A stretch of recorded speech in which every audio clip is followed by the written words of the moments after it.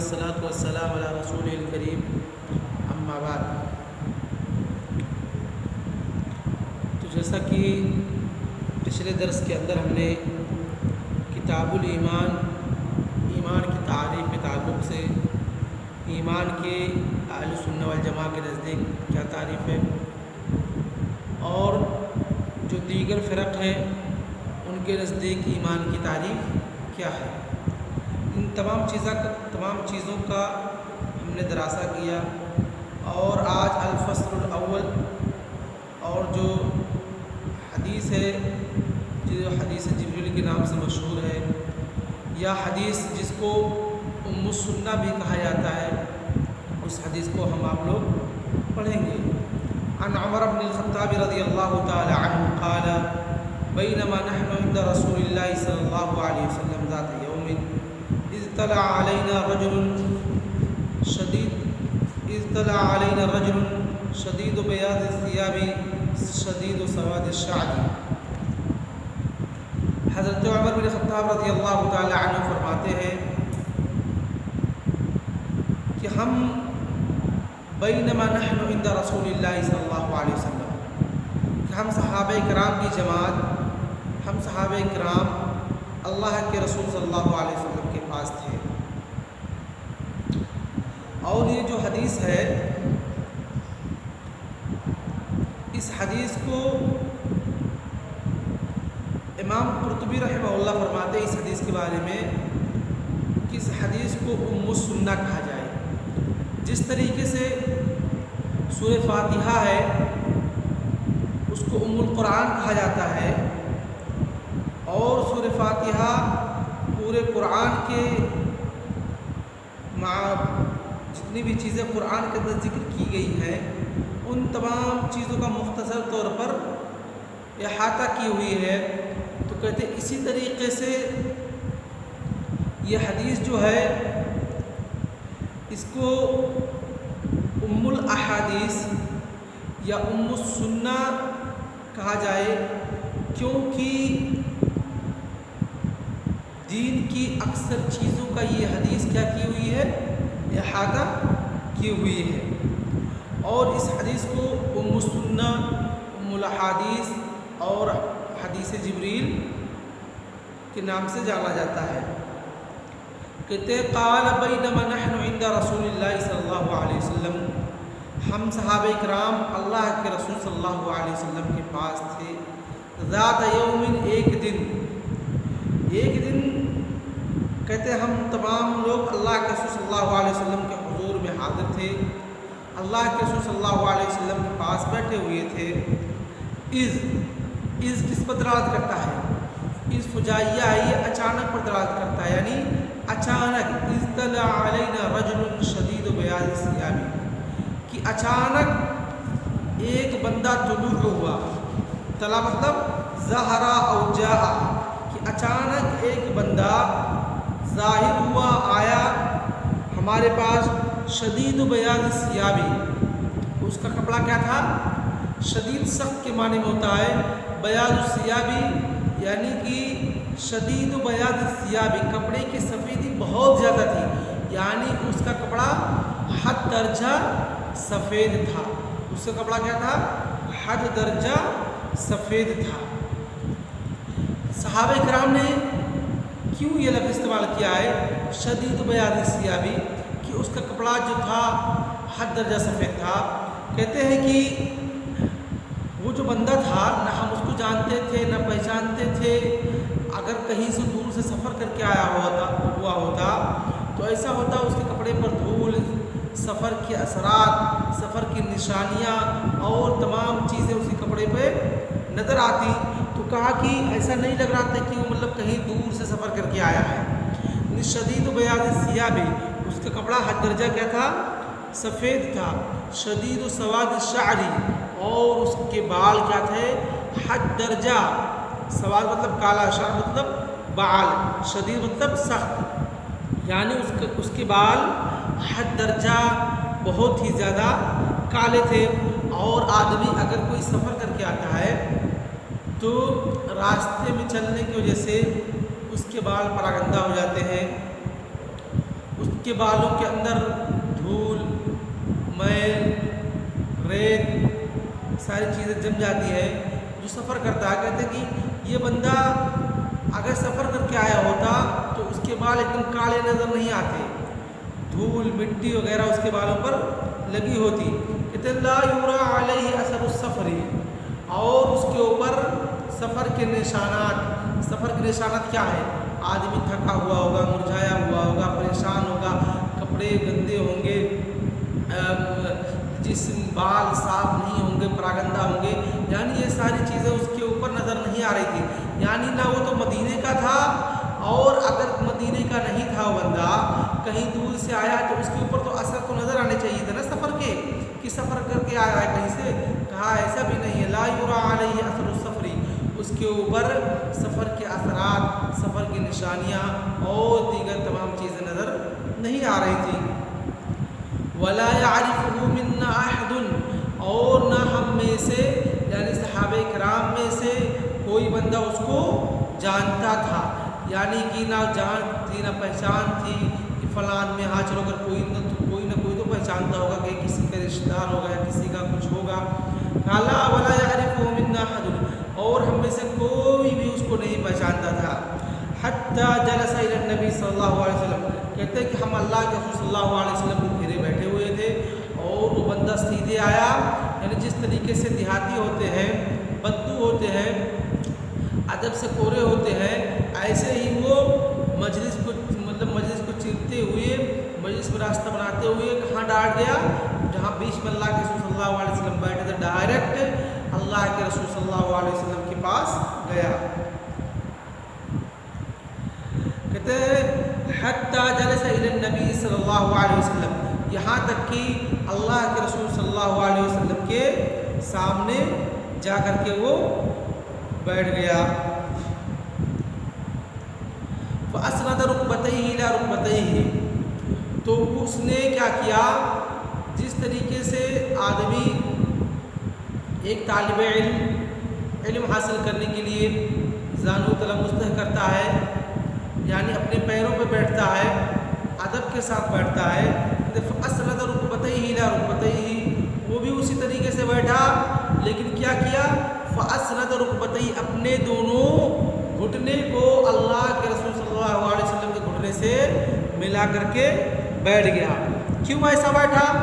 تاکہ جو ساری چیزیں ابھی وہ پوچھنے جا رہا ہے اللہ کے رسول صلی اللہ علیہ وسلم سے، تاکہ اس کو سننے میں یا اس کو لینے میں یا اس کو سننے میں کوئی پریشانی نہ آئے. کہتے ہیں ایصال الرکبہ بالرکبہ ابلغ فی الاصغاء واکمل فی الاستئناس، یعنی کہ اگر کوئی بندہ کسی سے گھٹنے ملا کر کے بیٹھتا ہے تو کیا ہوتا ہے؟ ایسا لگتا ہے کہ وہ بندہ اس سے مانوس ہے، اور جب وہ گھٹنے سے گھٹنا ملا کر کے بیٹھتا ہے تو جو چیزیں پوچھنے جا رہا ہے یا بتلانے جا رہا ہے، تاکہ جو سنے اس کے کانوں تک صاف آواز پہنچے، کسی بھی طریقے سے کوئی چیز چھوٹے نہ. ووضع کفیہ علی فخذیہ، کہتے ووضع کفیہ علی فخذیہ، کہ اس نے اپنے کف کسے بولتے ہیں؟ ہتھیلی کو بولتے ہیں. ووضع کفیہ، اور اس نے اپنی ہتھیلیوں کو رکھا علی فخذیہ، ہاں کی ضمیر کا مرجع کہاں ہے؟ اللہ کے رسول صلی اللہ علیہ وسلم ہے. کہتے ہیں ووضع کفیہ علی فخذیہ، کہ اس نے اپنے ہتھیلیوں کو رکھا کہاں پر؟ علی فخذیہ، اللہ کے رسول صلی اللہ علیہ وسلم کے جانب پر، اللہ کے رسول صلی اللہ علیہ وسلم کے جانب پر.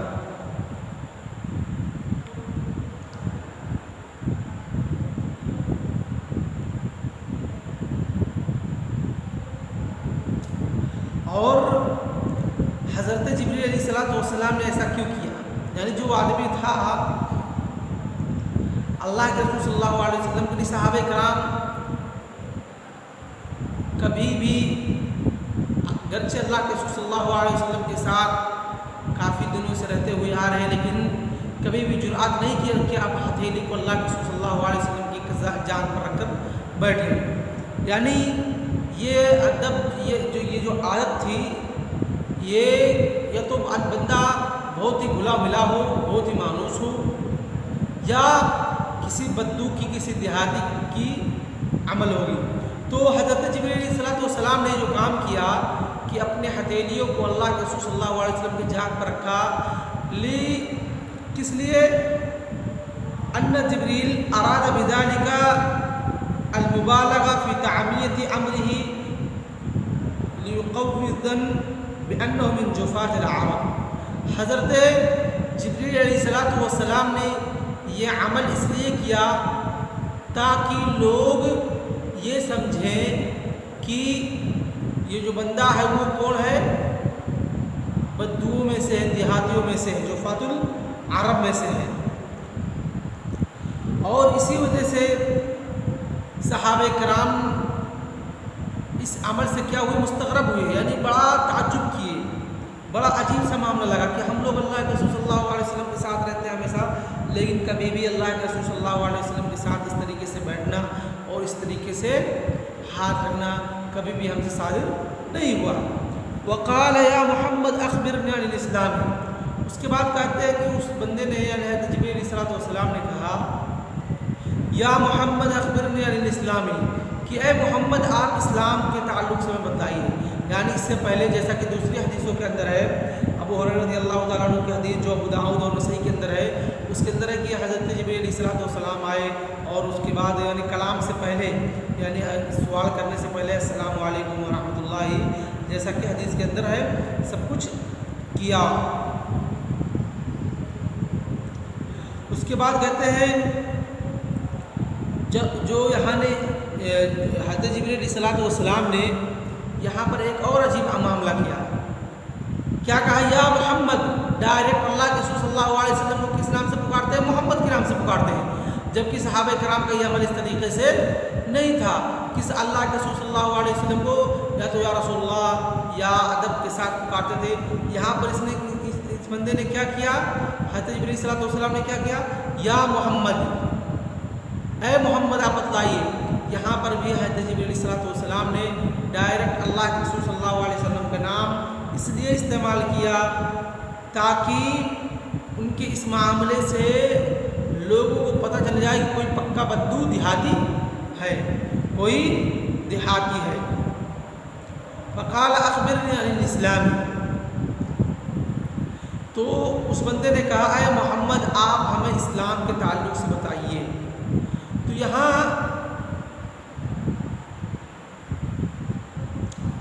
سب سے پہلے آئیے دیکھتے ہیں اسلام کہتے کسے؟ اسلام سلیم سے ماخوذ ہے، جس کے معنی کیا ہوتے ہیں؟ انقیاد کے ہوتے ہیں۔ اسلام کے معنی کیا ہوتے ہیں؟ انقیاد کے ہوتے ہیں، یعنی کہ آپ کو جو کہا جائے، جیسا کہا جائے، جس چیز کا حکم دیا جائے یا کسی بھی چیز سے منع کیا جائے، آپ اس کے مطابق ہو بہو عمل کریں۔ آپ کیا کریں؟ اس کے مطابق ہو بہو عمل کریں۔ کہتے ہیں کہ اس کے بعد اسلام اور ایمان میں فرق کیا ہے؟ اسلام اور ایمان میں فرق کیا ہے؟ تو اسلام کہتے ہیں اذا اجتمع افترقا و اذا افترق اجتمع، کہ جب اسلام اور ایمان دونوں ایک ساتھ آتے ہیں تو دونوں کے معنی کیا ہوتے ہیں؟ الگ الگ ہوتے ہیں۔ دونوں کے معنی کیا ہوتے ہیں؟ الگ الگ ہوتے ہیں۔ ولیکن اذا افترق اجتمع، لیکن اگر کہیں انفرادی طور پر اسلام کو استعمال کیا گیا ہے تو وہاں وہ ایمان کو بھی داخل ہوتا ہے، اور اگر کہیں انفرادی طور پر ایمان کا استعمال کیا گیا ہے تو وہ لفظ ایمان اسلام کو بھی داخل ہوتا ہے۔ کہتے ہیں جب دونوں ایک ساتھ آتے ہیں دونوں کے معنی الگ الگ ہو جاتے ہیں، تو اس وقت اسلام کس کو کہتے ہیں؟ ظاہری اعمال کو کہتے ہیں۔ اسلام کسے کہتے ہیں؟ ظاہری اعمال کو کہتے ہیں، اور ایمان اس وقت باطنی اعمال کو کہتے ہیں۔ ظاہری اعمال جو آپ کے اعضاء اور جوارح سے صادر ہوں، جس کو لوگ دیکھیں، جیسے نماز پڑھنا، زکوٰۃ ادا کرنا، روزے رکھنا، اور اسی طریقے سے حج کرنا اور تمام نیکی کے کام کرنا، یہ سب کیا ہوں گے؟ جب اسلام اور ایمان دونوں ایک ساتھ کر کے آئیں گے دونوں کا معنی الگ الگ ہوگا۔ اسلام دلالت کرے گا الاسلام یدل علی ظواہر الاعمال، اسلام کس پر دلالت کرے گا؟ ظاہری اعمال پر دلالت کرے گا۔ واما الاسلام اما الایمان यदुल्लु अल बातिन, और जो बातिनी अमाल है उस पर कौन दलालत करेगा? ईमान दलालत करेगा। जैसे अल्लाह पर ईमान लाना, रसूलों पर ईमान लाना, ये तमाम चीज़ें जिसका ताल्लुक दिल से हो, जिसका ताल्लुक क्या हो? दिल से हो, वो ज़ाहिरी चीज़ें ना हो, वो बातिन हो। तो जब ये था इस्लाम और ईमान में फ़र्क, यानी इज़ा इत्तहदा इफ्तरका व इज़ा इफ्तरका इत्तहदा व इज्तमा, कि जब इस्लाम और ईमान दोनों एक साथ आएंगे, बैक वक्त इस्तेमाल किए जाएंगे, तो उस वक्त दोनों के माने अलग अलग होंगे। और लेकिन जब दोनों एक को इस्तेमाल किया जाएगा, दोनों अलग अलग इस्तेमाल किए जाएंगे, तो दोनों एक दूसरे को शामिल होंगे। तो यहाँ पर इस्लाम भी आ रहा है और ईमान भी आ रहा है, दोनों इस्तेमाल किया गया है। इसलिए अल्लाह के रसूल सल्लल्लाहु अलैहि वसल्लम ने इस्लाम की तारीफ अलग की और ईमान को अलग बतलाया।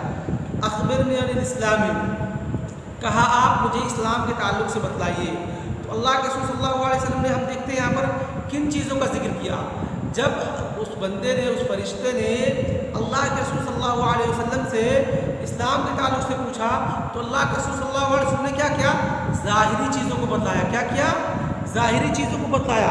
अल्लाह के रसूल सल्लल्लाहु अलैहि वसल्लम ने फरमाया, अल इस्लामु अन तशहद अल्ला इलाहा इल्लल्लाह, कि इस्लाम ये है कि तुम इस बात की गवाही दो कि अल्लाह रब्बुल आलमीन के अलावा कोई माबूद बरहक नहीं है। तो कलमे तौहीद ला इलाहा का माना क्या होगा? कलमे तौहीद ला इलाहा का माना है ला मअबूदा बिहक्किन इल्लल्लाह, ला मअबूदा बिहक्किन इल्लल्लाह व अन्ना मुहम्मद रसूलुल्लाह। और इसी तरीके से इस बात की गवाही देना कि मुहम्मद अल्लाह के रसूल हैं।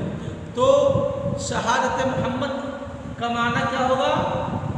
शहादत मोहम्मद का माना है तस्दीक़ुहु फ़ीमा अख़बरा व तअद्दुहु फ़ीमा अमरा व इज्तिनाबु अम्मा नहा अन्हु व ज़जरा व अल्ला युअब्बदुल्लाहु इल्ला बिमा शरा, कि अल्लाह के रसूल सल्लल्लाहु अलैहि वसल्लम की तस्दीक़ करना उन तमाम चीज़ों में जो अल्लाह के रसूल सल्लल्लाहु अलैहि वसल्लम बतला कर गए हैं, और जिन चीज़ों को करने का हुक्म दिया उसमें उनके इताअत करना, और जिन चीज़ों को करने से मना किया उससे बाज रहना, और अल्लाह रब्बुल आलमीन के इताअत उसी तरीके से करना जिस तरीके से अल्लाह के रसूल सल्लल्लाहु अलैहि वसल्लम ने किया है।